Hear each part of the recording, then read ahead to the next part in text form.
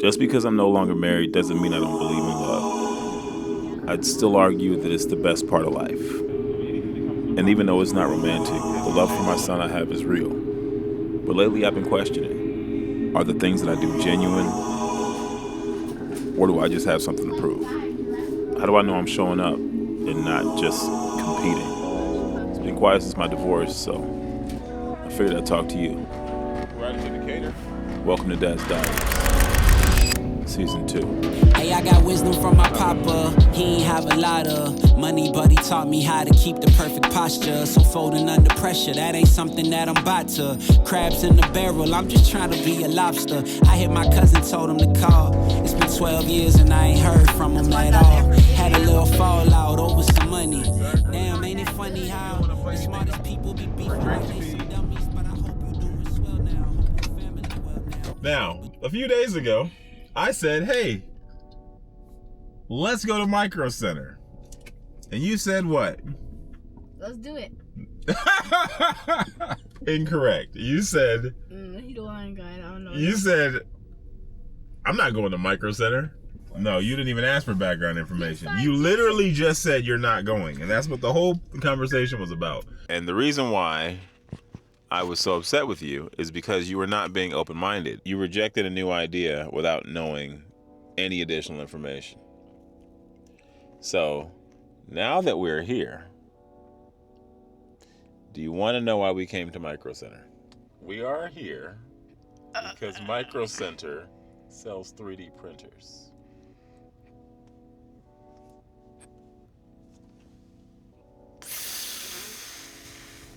Mind blown. I am so sorry for everything I have said.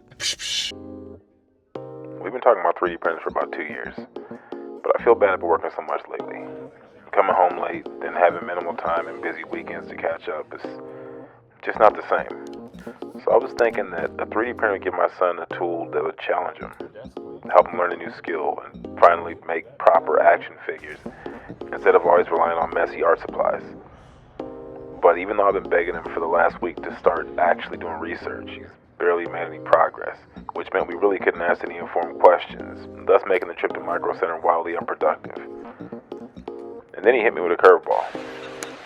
Curve, strike 3 call.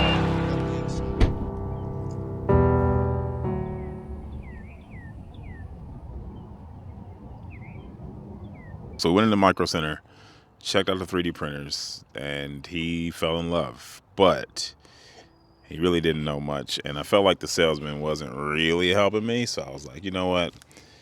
Let me table it for another day.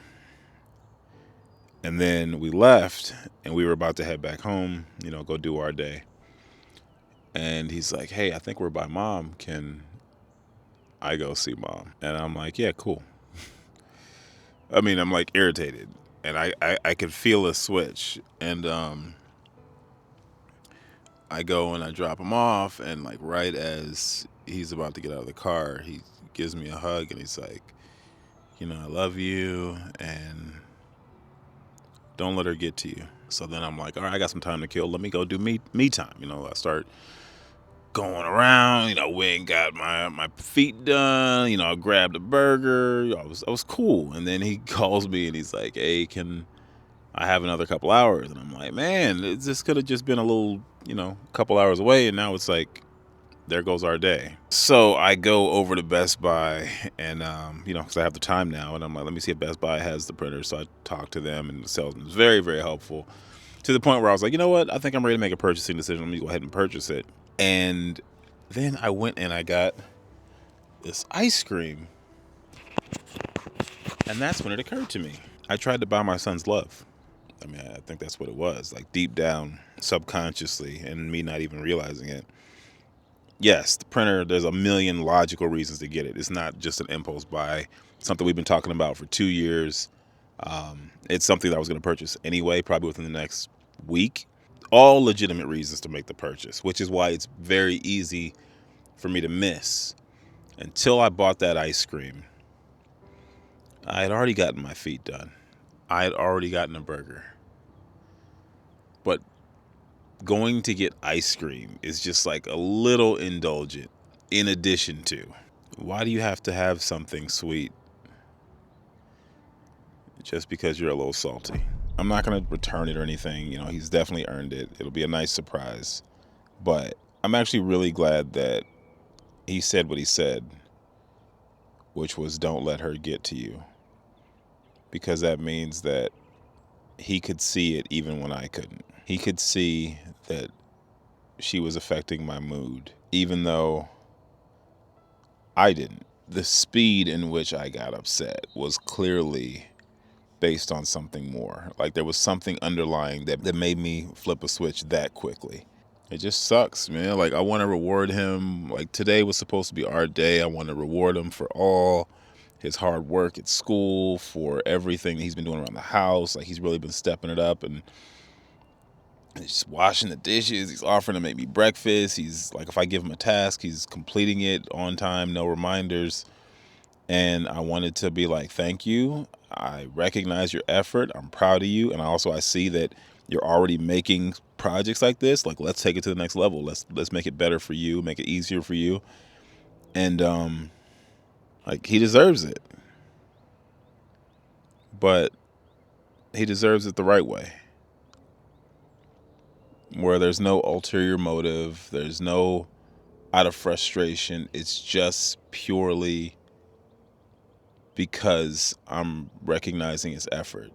It really sucks. It really sucks to put all your time and effort and sacrifice your career and all of these things in order to take care of these kids and somebody who doesn't do half of what you do still gets the same love and adoration that you do. You can't buy your kids love when you're not present, just like you can't buy your kids love when you are. They love you equally. It's cool though. I'd much rather him spend the time with her than with me. I have him every other day for every other hour that he's not at school. So it's fine. I do kind of just wish that we didn't waste a beautiful day with me driving around from store to store to store. But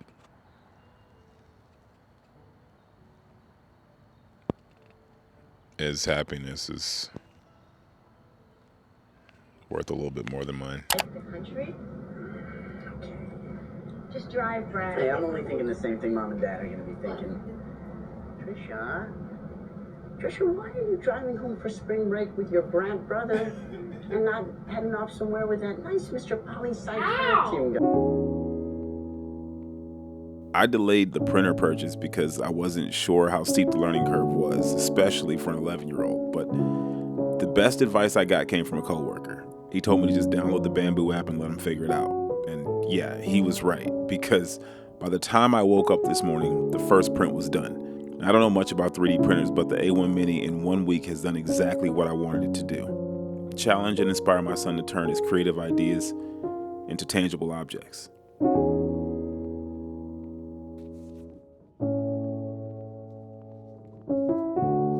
know, it's funny. Even though I got him a 3D printer, he didn't forget about the art supplies.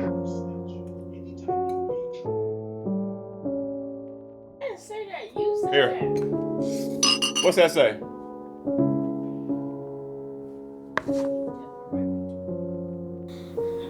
Arriving tomorrow, package left in shipping facility. It is shipped and it's almost out for delivery.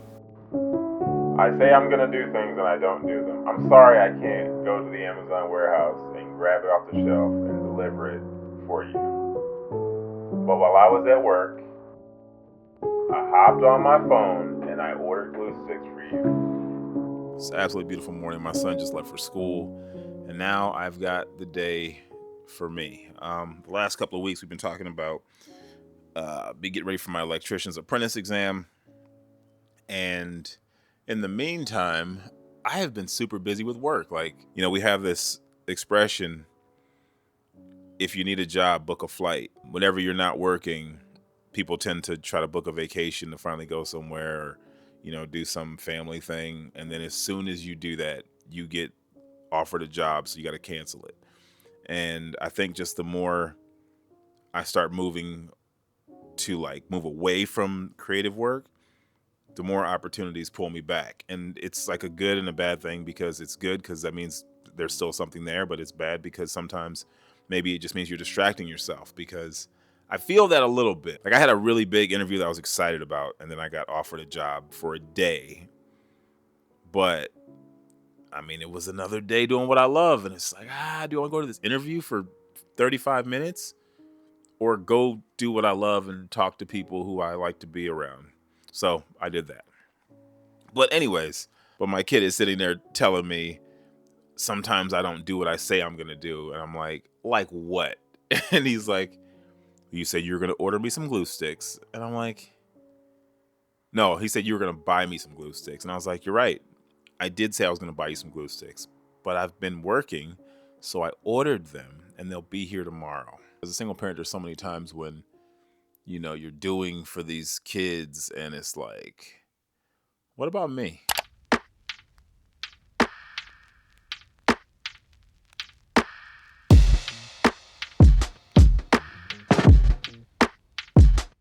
All right, so one of my self-care kind of things that I want to do, I know it sounds silly, but I'm like, I won't say I'm OCD, but I am a bit of organization freak.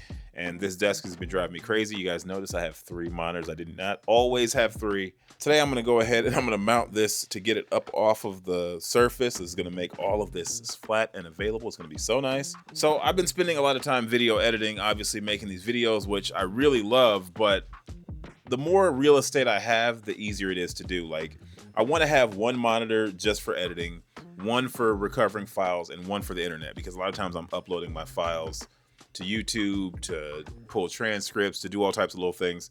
So more screens makes it a little bit easier for me in terms of workflow, but it's looking a little dark out there. So let me try to get this TV up as quickly as possible. We're going to get dressed. I think it's supposed to be nice outside. So let's try to take advantage of this opportunity. All right. So one of the girls at work gave me these. Don't ask. I don't know. We'll see. Probably doing it wrong. You can let me know in the comment section how much poison I just put into my body. I look like an idiot. All right, so the monitors are up. Cable management still could use some work, but at least the surface is clear for the most part. Going through a breakup can really do a number on your confidence, especially a marriage. Like, when you're married, that becomes your identity. Like, you're the guy, or maybe you're the girl who, you're always the one who's reliable on the bake sale. You're always the one who coaches the team. I've been talking about a lot about identity lately, because that's what it is. Like, that really is who you are in some ways, or at least to certain people. And losing that can hurt your confidence pretty dramatically, because all of a sudden you have to still have those conversations, but you don't have that soft intro, and it's very awkward, and people can't identify with you anymore, because all of a sudden you're different from the group. But I will say that I feel like I rebuilt my confidence after my divorce, kind of step by step. Like, the first thing was definitely letting it all out.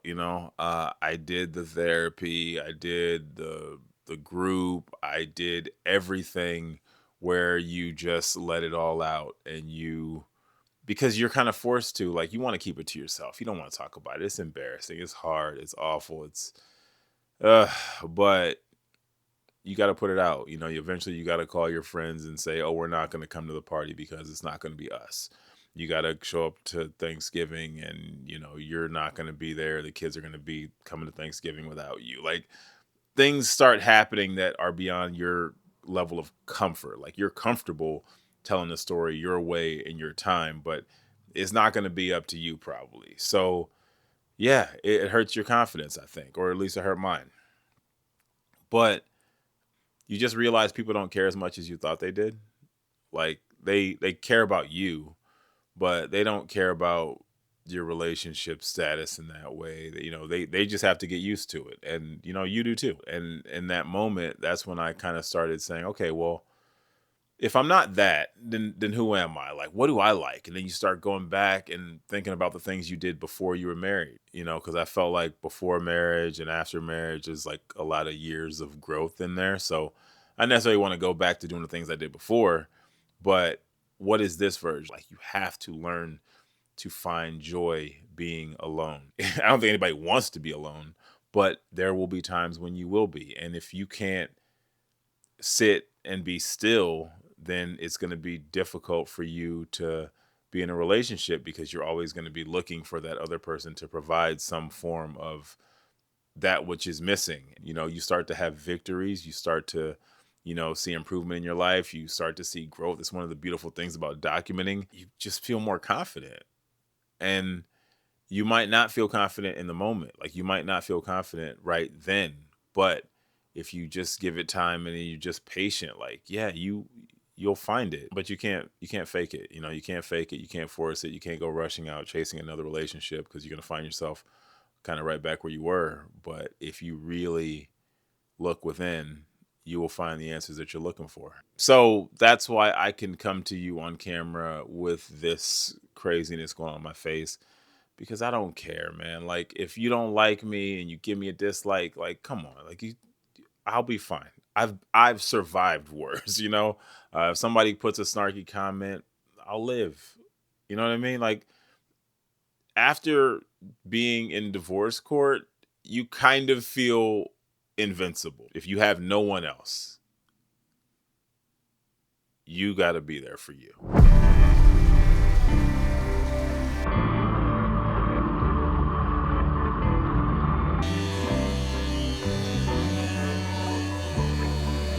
You can be the winner. I'll be Minnesota if it was the 80s. Be a Motorola. Tell me your confessions like a priest to hold 'em. You be the religion to my Oklahoma. Lifetime in space. You're perfectly made. Till we see God, girl, it's death do us part. That's the day. Girl, take my heart. Now, it just occurred to me that this isn't really a solo date if I bring you guys along. I think the whole idea behind that is, to just appreciate yourself and be in tune with what you've got going on and not really worry about other people. And you guys are coming along. So I think this is more of, you guys are going to go along with me. Don't get weird about it, guys. It's cool. Everybody's invited. And, I don't know you guys like that, so I'm not going to get dressed up like I was, but then also it is my solo date, so keeping it casual. But we should take this as an opportunity to get to know each other a little bit better. So what do you guys think about coffee dates as a first date? Now, personally, I like to keep it chill. Like, I don't know you, you don't know me, and it's better that I could, pay for this coffee and get out of here instead of being stuck with you for 2 hours. Personally, I just feel like keep the pressure low, everybody have a good time, and if there's a reason to go further and invest a little bit more, then sure. But, let's bring it down a couple notches. With that, I figured we can go down to one of my favorite coffee shops, and then let's go catch a movie. And marriage solo dates were an afterthought, but now that I don't have anyone to lean on, it's more important than ever. Doing things just for me, because I'm learning that when I don't, it shows up in other ways, and I don't always notice.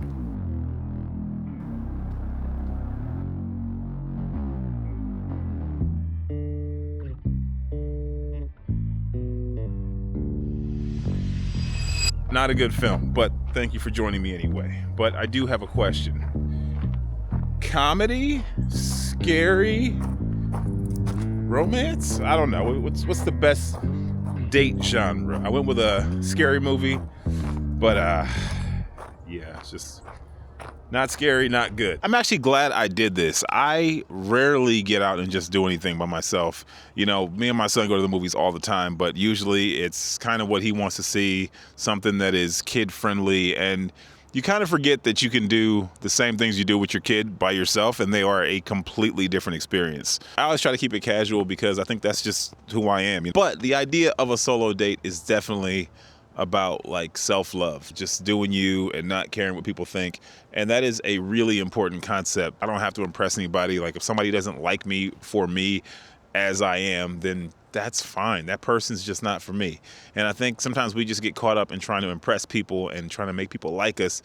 And we end up kind of losing ourselves in the process. And, that's how I ended up divorced in the first place. So gonna try to do a little bit better. And I probably wouldn't go this casual or wear a hat on a date, but at the same time, this one's for me. So if you're living life solo, I highly suggest you get out and do some solo dates.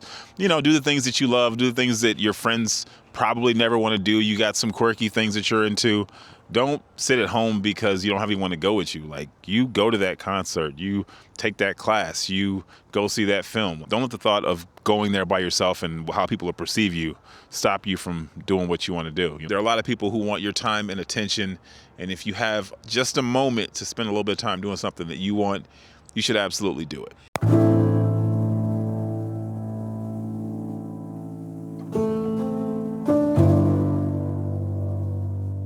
This was actually a really nice reset. Turns out all my son really wants is to spend time with me and for me to make him some fried chicken. So that's what we're going to do tonight. Just going to take it easy, relax, and just talk. He doesn't need a 3D printer, but he has definitely earned it. It makes me upset that I put all that work in throughout the week and I got to do all the hard stuff and the discipline and all that. And then when I finally think we're going to have this time together to do something nice or fun or whatever we want to do together, he chooses to spend that time not with me. So then my role is just reduced to business. And then when it's time to relax, he's like, oh, I want to go do that elsewhere. Yeah, I tried to buy his love, I guess. But of course, my son's love is not for sale. And what that really meant is that there was something I was doing wrong. Like I wasn't whole. I wasn't feeling like I was enough. And I think naturally divorce kind of puts you in that adversarial position with the other parent where you feel like you're competing. And some people are a little bit better at it than me, where they realize that there's no competition. We're both just working together to do the same job, and hopefully our child feels no friction in that process. I'm still working on it. Like I'm not there yet, but that's where solo dates come in. You don't have to compete for love. You're good enough as is, and you kind of have to make sure that home base is okay in order for you to give to others. I just think that my identity being tied up in everything from my career to my relationship status to my role as a father is all a little problematic, and it all just kind of came to head. But I'm glad that my son called me out. He wasn't mean. He was actually pretty sweet. He maybe didn't even realize exactly what he was saying, but the fact that he recognized it means that I need to pick up on it a little bit quicker. I got to be a little bit better. There's no gift that I can ever give my son that's going to gain more of his love than just showing up. In fact, even after he got the 3D printer, he was still asking about the glue sticks. Like, he was fine with what he had. He's not the kind of person who's asking for things all the time. The only thing he's ever really even asked me for is for my attention. He just wants to talk, and I can do that. So, more solo dates for me and more attention for him. That's all they need.